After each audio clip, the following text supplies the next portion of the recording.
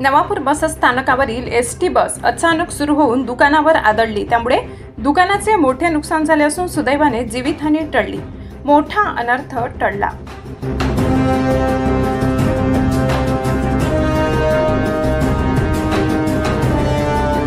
नवापूर बसस्थानक परिसरात नेहमीप्रमाणे 12 ते 12:30 दरम्यान नवापूर भोमदीपाडा MH41 BT 2114 ही बस उभी होती। त्या बसमध्ये विद्यार्थी बसले होते। उभी बस अचानक सुरू होऊन ती थेट बसस्थानकासमोर असलेल्या A1 पान दुकान व पाणी बॉटल दुकानात घुसून दुकानाचे मोठे नुकसान झाले।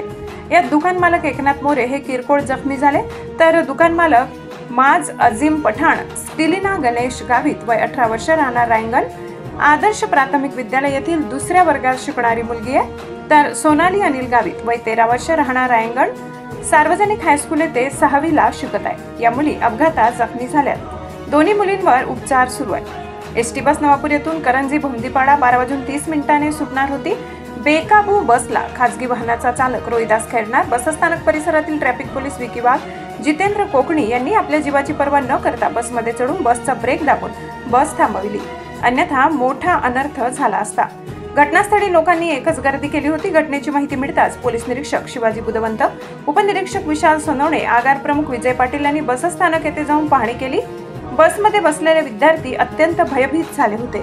या प्रसंगी रोहिदास खैरनार, पोलीस विकी वाघ, जितेंद्र कोकणे यांनी आपल्या जीवाची पर्वा न करता चालत्या बसमध्ये चढून ब्रेक दाबून बेकाबू बस थांबविल्याने त्यांच्या धाडसाचे कौतुक करण्यात येत आहे। मिळालेल्या माहितीनुसार बस ही बसस्थानकावर उभी होती। त्या बसमध्ये चालक वाहक नव्हते, फक्त विद्यार्थी व इतर प्रवासी बसले होते। अचानक बस सुरू झाली कशी?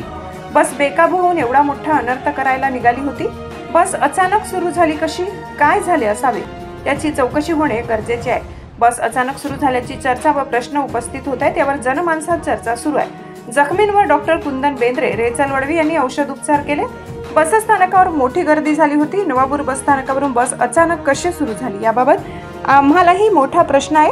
या घटनेची आम्ही संपूर्ण चौकशी करत आहोत। घटनेची माहिती आम्ही नवापूर पोलीस ठाण्याला कळविली आहे। सत्य काय ते समोर येईल अशी माहिती डेपो मॅनेजर विजय पाटील यांनी दिली आहे। योगेश खैरनार, नजरबाज न्यूज, नवापूर।